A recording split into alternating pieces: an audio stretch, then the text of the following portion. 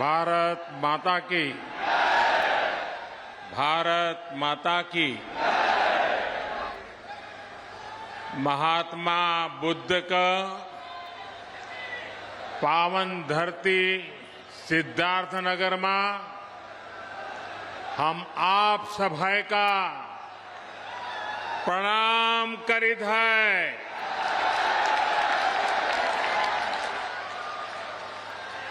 महात्मा बुद्ध जौने धरती पर आपन पहले कई जीवन बिताइन वहे धरती पर साए आज प्रदेश का 9 मेडिकल कॉलेजन का उद्घाटन है। स्वस्थ और निरोग भारत का सपना पूरा कर बदे ये एक बड़ा कदम है। आप सबके बधाई। उत्तर प्रदेश की राज्यपाल श्रीमती आनंदीबेन पटेल जी,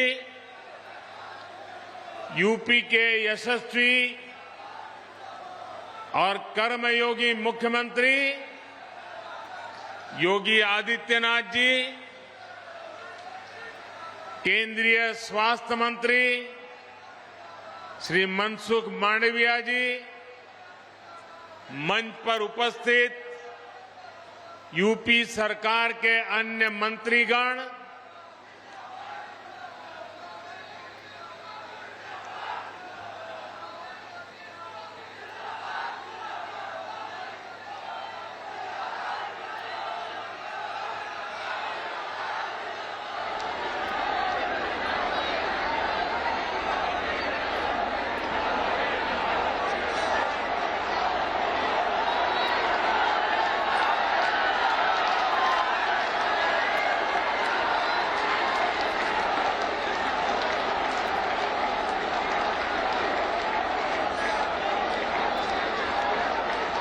संतोष हो गया? अगर संतोष हो गया तो बैठिए। देखिए, आपको मैंने पूरा अवसर दे दिया। आपकी इच्छा हमारे सरहकों पर।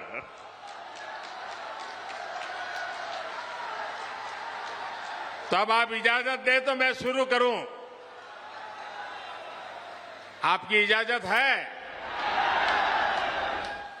आपको नारे वगैरह संतोष हो गया ना?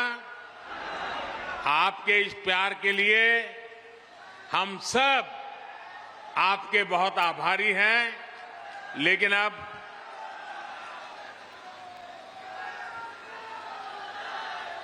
ये उत्साह अभी कई महीनों तक चला रहा है।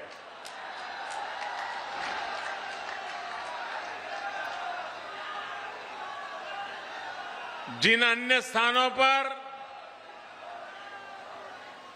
नए मेडिकल कॉलेज बने हैं, वहां उपस्थित यूपी सरकार के मंत्रीगण, कार्यक्रम में मौजूद सभी सांसद, विधायक, अन्य जनप्रतिनिधि और मेरे प्यारे भाइयों और बहनों, आज का दिन पूर्वांचल के लिए, पूरे उत्तर प्रदेश के लिए आरोग्य की डबल डोज लेकर आया है। आपके लिए एक उपहार लेकर आया है। यहां सिद्धार्थनगर में यूपी के 9 मेडिकल कॉलेज का लोकार्पण हो रहा है। इसके बाद पूर्वांचल से ही पूरे देश के लिए बहुत जरूरी ऐसा मेडिकल इंफ्रास्ट्रक्चर की एक बहुत बड़ी योजना शुरू होने जा रही है और उस बड़े काम के लिए मैं यहां से आपका आशीर्वाद लेने के बाद, इस पवित्र धरती के आशीर्वाद लेने के बाद, आपसे संवाद करने के बाद काशी जाऊंगा और काशी में उस कार्यक्रम को लॉन्च करूंगा।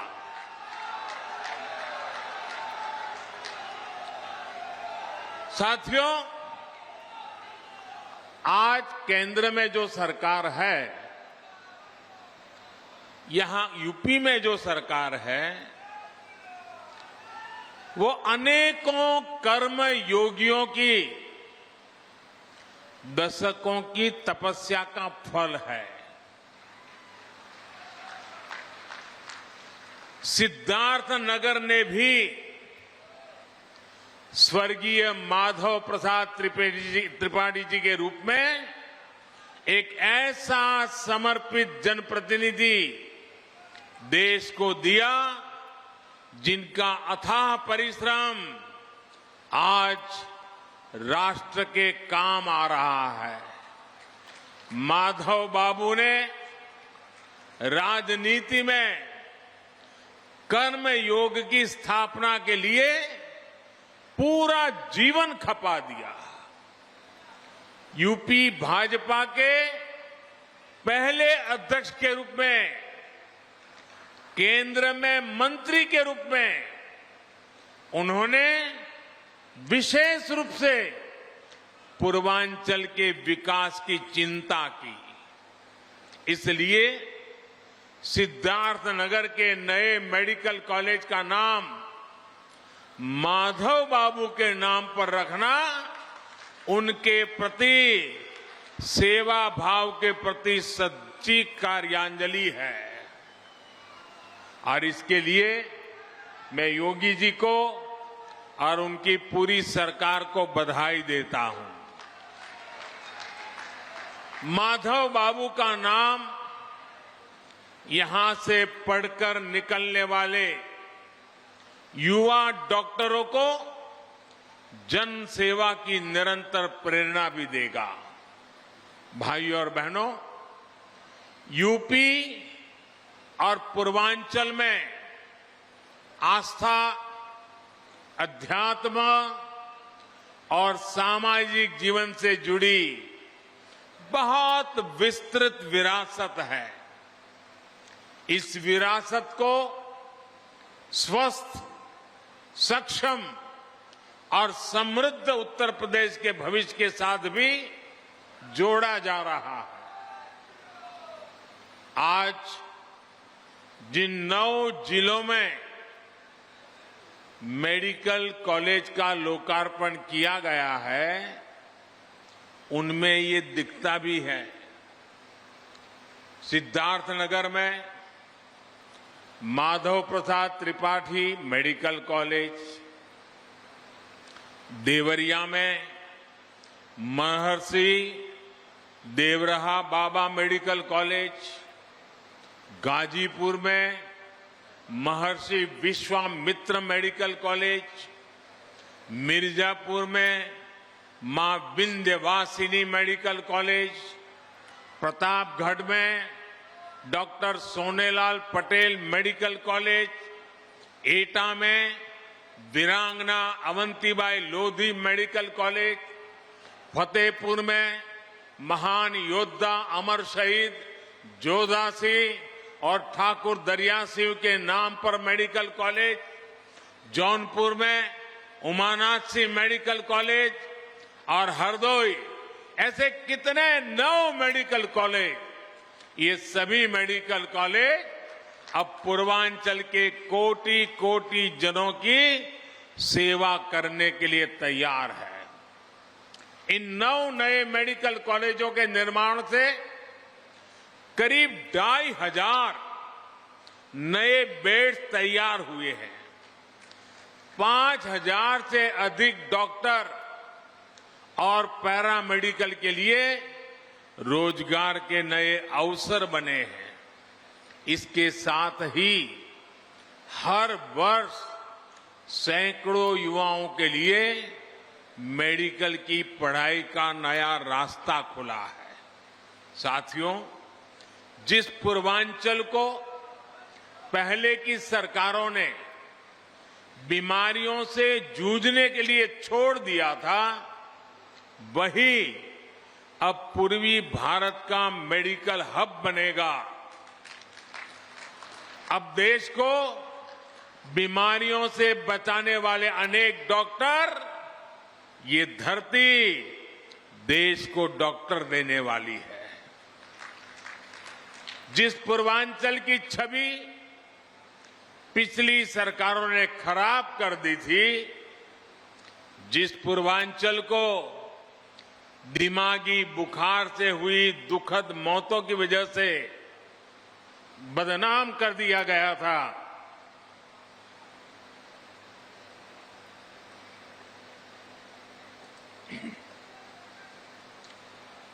वही पूर्वांचल,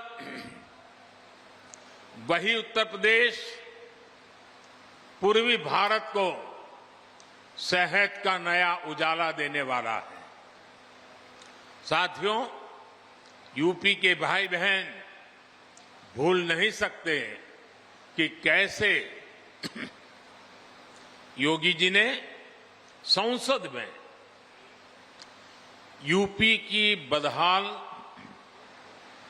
मेडिकल व्यवस्था की व्यथा सुनाई थी। योगी जी तब मुख्यमंत्री नहीं थे, वे एक सांसद थे और बहुत छोटी आयु के वो सांसद बने थे। और अब आज यूपी के लोग ये भी देख रहे हैं कि जब योगी जी को जनता जनार्दन ने सेवा का मौका दिया, तो कैसे उन्होंने दिमागी बुखार को बढ़ने से रोक दिया। इस क्षेत्र के हजारों बच्चों का जीवन बचा लिया। सरकार जब संवेदनशील हो,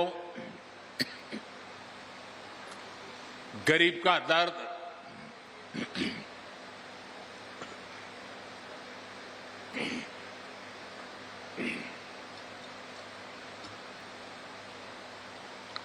गरीब का दर्द समझने के लिए मन में करुणा का भाव हो, तो इसी तरह का काम होता है। भाइयों और बहनों, हमारे देश में आजादी के पहले और उसके बाद भी मूलभूत चिकित्सा और स्वास्थ्य सुविधाओं को कभी प्राथमिकता नहीं दी गई। अच्छा इलाज चाहिए तो बड़े शहर जाना होगा, अच्छे डॉक्टर से इलाज कराना है तो बड़े शहर जाना होगा, रात बिरात किसी की तबीयत खराब हो गई तो गाड़ी का इंतजाम करो और लेकर भागो शहर की तरफ। हमारे गांव देहात की यही सच्चाई रही है। गांवों के कस्बों में जिला मुख्यालय तक में बेहतर स्वास्थ्य सुविधाएं मुश्किल से ही मिलती थी। इस कष्ट को मैंने भी भोगा है, महसूस किया है। देश के गरीब, दलित, शोषित, वंचित, देश के किसान, गांवों के लोग, छोटे छोटे बच्चों को सीने से लगाए इधर उधर दौड़ रही माताएं, हमारे बुजुर्ग जब स्वास्थ्य की बुनियादी सुविधाओं के लिए सरकार की तरफ देखते थे तो उन्हें निराशा ही हाथ लगती थी। इसी निराशा को मेरे गरीब भाई बहनों ने अपनी नीति मान लिया था। जब 2014 में आपने मुझे देश की सेवा का अवसर दिया, तब पहले की स्थिति को बदलने के लिए हमारी सरकार ने दिन रात एक कर दिए। जनमानस के कष्ट को समझते हुए, सामान्य मानवी की पीड़ा को समझते हुए, उसके दुख दर्द को साझा करने में हम भागीदार बने। हमने देश के स्वास्थ्य सुविधाओं को सुधारने के लिए, आधुनिकता लाने के लिए एक महायज्ञ शुरू किया, अनेक योजनाएं शुरू की। लेकिन मुझे इस बात का हमेशा अफसोस रहेगा कि यहां पहले जो सरकार थी उसने हमारा साथ नहीं दिया। विकास के कार्यों में वो राजनीति को ले आई, केंद्र की योजनाओं को यहां यूपी में आगे नहीं बढ़ने दिया गया। साथियों, यहां अलग अलग आयु वर्ग के बहन भाई बैठे हैं। क्या कभी किसी को याद पड़ता है? और याद पड़ता है तो मुझे बताना, क्या किसी को याद पड़ता है कि उत्तर प्रदेश के इतिहास में कभी एक साथ इतने मेडिकल कॉलेज का लोकार्पण हुआ हो? हुआ है कभी? नहीं हुआ है ना। पहले ऐसा क्यों नहीं होता था और अब ऐसा क्यों हो रहा है? इसका एक ही कारण है, राजनीतिक इच्छा शक्ति और राजनीतिक प्राथमिकता। जो पहले थे उनकी प्राथमिकता अपने लिए कमाना और अपने परिवार की तिजोरी भरना था। हमारी प्राथमिकता गरीब का पैसा बचाना, गरीब के परिवार को मूलभूत सुविधाएं देना। साथियों, बीमारी अमीर गरीब कुछ नहीं देखती है, उसके लिए तो सब बराबर होते हैं। और इसलिए इन सुविधाओं का जितना लाभ गरीब को होता है, उतना ही लाभ मध्यम वर्ग के परिवारों को भी होता है। साथियों, 7 साल पहले जो दिल्ली में सरकार थी और 4 साल पहले जो यहां यूपी में सरकार थी, वो पूर्वांचल में क्या करते थे? जो पहले सरकार में थे वो वोट के लिए नहीं, डिस्पेंसरी की कहीं छोटे छोटे अस्पताल की घोषणा करके बैठ जाते थे। लोग भी उम्मीद लगाए रहते थे, लेकिन सालों साल तक या तो बिल्डिंग ही नहीं बनती थी, बिल्डिंग होती थी तो मशीन नहीं होती थी, दोनों हो गई तो डॉक्टर और दूसरा स्टाफ नहीं होता था। ऊपर से गरीबों के हजारों करोड़ रुपए लूटने वाली भ्रष्टाचार की साइकिल, ये भ्रष्टाचार की साइकिल 24 घंटे अलग से चलती रहती थी। दवाई में भ्रष्टाचार, एम्बुलेंस में भ्रष्टाचार, नियुक्ति में भ्रष्टाचार, ट्रांसफर पोस्टिंग में भ्रष्टाचार। इस पूरे खेल में यूपी में कुछ परिवारवादियों का तो खूब भला हुआ। भ्रष्टाचार की साइकिल तो खूब चली, लेकिन उसमें पूर्वांचल और यूपी का सामान्य परिवार पिसता चला गया। सही ही कहा जाता है, जाके पावन फटी बिवाई, जाके पावन फटी बिवाई, वो क्या जाने पीर पर आई। साथियों, बीते वर्षों में डबल इंजन की सरकार ने हर गरीब तक बेहतर स्वास्थ्य सुविधाएं पहुंचाने के लिए बहुत ईमानदारी से प्रयास किया है, निरंतर काम किया है। हमने देश में नई स्वास्थ्य नीति लागू की ताकि गरीब को सस्ता इलाज मिले और उसे बीमारियों से भी बचाया जा सके। यहां यूपी में भी 90 लाख मरीजों को आयुष्मान भारत के तहत मुफ्त इलाज मिला है। इन गरीबों के आयुष्मान भारत की वजह से करीब करीब 1000 करोड़ रुपए इलाज में खर्च होने से बचे हैं।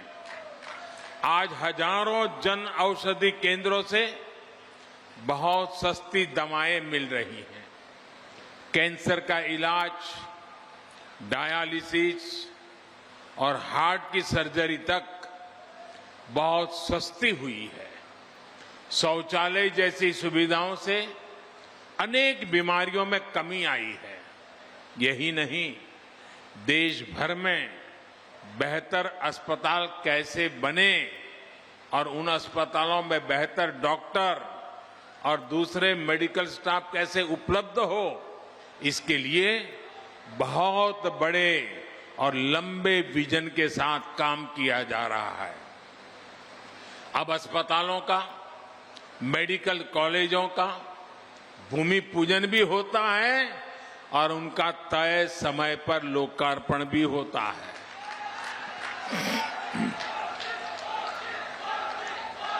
योगी जी की सरकार से पहले जो सरकार थी, उसने अपने कार्यकाल में यूपी में सिर्फ 6 मेडिकल कॉलेज बनवाए थे। योगी जी के कार्यकाल में 16 मेडिकल शुरू हो चुके हैं और 30 नए मेडिकल कॉलेजों पर तेजी से काम चल रहा है। रायबरेली और गोरखपुर में बन रहे एम्स तो यूपी के लिए एक प्रकार से बोनस है। भाई और बहनों, मेडिकल कॉलेज सिर्फ बेहतर इलाज नहीं देते, बल्कि नए डॉक्टर, नए पैरामेडिक्स का भी निर्माण करते हैं। जब मेडिकल कॉलेज बनता है तो वहां पर विशेष प्रकार की laboratory training centre, nursing unit, medical unit और रोजगार के अनेक नए साधन बनते हैं। दुर्भाग्य से पहले के दशकों में देश में डॉक्टरों की कमी को पूरा करने के लिए राष्ट्रव्यापी रणनीति पर काम ही नहीं हुआ। अनेक दशक पहले मेडिकल कॉलेज और मेडिकल शिक्षा की देखरेख के लिए जो नियम कायदे बनाए गए थे, जो संस्थाएं बनाई गई, वो पुराने तौर तरीकों से ही चल रही थी। ये नए मेडिकल कॉलेज के निर्माण में बाधक भी बन रही थी। बीते 7 सालों में एक के बाद एक हर ऐसी पुरानी व्यवस्था को बदला जा रहा है जो मेडिकल शिक्षा की राह में रुकावट बन रहा है। इसका परिणाम मेडिकल सीटों की संख्या में भी नजर आता है। 2014 से पहले हमारे देश में मेडिकल की सीटें 90,000 से भी कम थी। बीते 7 वर्षों में देश में मेडिकल की 60,000 नई सीटें जोड़ी गई हैं। यहां उत्तर प्रदेश में भी 2017 तक सरकारी मेडिकल कॉलेजों में मेडिकल की सिर्फ 1900 सीटें थी, जबकि डबल इंजन की सरकार में पिछले 4 साल में ही 1900 नई सीटों से ज्यादा मेडिकल सीटों की बढ़ोतरी की गई है। साथियों, मेडिकल कॉलेजों की संख्या बढ़ने का, मेडिकल सीटों की संख्या बढ़ने का एक महत्वपूर्ण पहलू ये भी है कि यहां के ज्यादा से ज्यादा युवा डॉक्टर बनेंगे। गरीब मां के बेटे और बेटी को भी अब डॉक्टर बनने में और आसानी होगी। सरकार के निरंतर प्रयास का परिणाम है कि आजादी के बाद 70 वर्षों में जितने डॉक्टर पढ़ लिख कर निकले, उससे ज्यादा डॉक्टर हम अगले 10-12 वर्षों में तैयार कर पाएंगे। साथियों, युवाओं को देश भर में अलग अलग एंट्रेंस टेस्ट की टेंशन से मुक्ति दिलाने के लिए वन नेशन वन एग्जाम को लागू किया गया है। इससे खर्च की भी बचत हुई है और परेशानी भी कम हुई है। मेडिकल शिक्षा गरीब और मिडिल क्लास की पहुंच में हो, इसके लिए प्राइवेट कॉलेज की फीस को नियंत्रित रखने के लिए कानूनी प्रावधान भी किए गए हैं। स्थानीय भाषा में मेडिकल की पढ़ाई ना होने से भी बहुत दिक्कतें आती थी।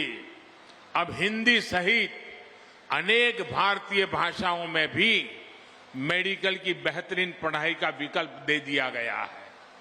अपनी मातृभाषा में जब युवा सीखेंगे तो अपने काम पर उनकी पकड़ भी बेहतर होगी। साथियों, अपनी स्वास्थ्य सुविधाओं को यूपी तेजी से सुधार सकता है। ये यूपी के लोगों ने इस कोरोना काल में भी साबित किया है। 4 दिन पहले ही देश ने 100 करोड़ वैक्सीन डोज का बड़ा लक्ष्य हासिल किया है और इसमें यूपी का भी बहुत बड़ा योगदान है। मैं यूपी की समस्त जनता, कोरोना वॉरियर्स, सरकार, प्रशासन और इससे जुड़े सभी लोगों को बधाई देता हूं। आज देश के पास 100 करोड़ वैक्सीन डोज का सुरक्षा कवच है।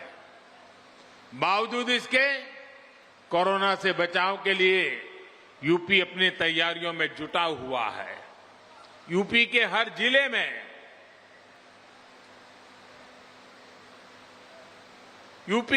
जिले में कोरोना से निपटने के लिए बच्चों की केयर यूनिट या तो बन चुकी है या तेजी से बन रही है। कोविड की जांच के लिए आज यूपी के पास 60 से ज्यादा लैब मौजूद है। 500 से ज्यादा नए ऑक्सीजन प्लांट पर भी तेजी से काम चल रहा है। साथियों, यही तो सबका साथ, सबका विकास, सबका विश्वास और सबका प्रयास, यही तो उसका रास्ता है।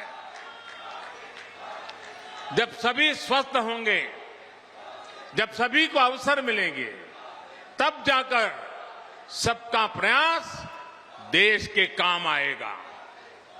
दीपावली और छठ का पर्व इस बार पूर्वांचल में आरोग्य का नया विश्वास लेकर आया है। ये विश्वास तेज विकास का आधार बने, इसी कामना के साथ नए मेडिकल कॉलेज के लिए पूरे यूपी को फिर से बहुत बहुत बधाई और धन्यवाद देता हूं। आप भी इतनी बड़ी तादाद में हमें आशीर्वाद देने के लिए आए, इसलिए मैं विशेष रूप से आपका आभार व्यक्त करता हूं। बहुत बहुत धन्यवाद।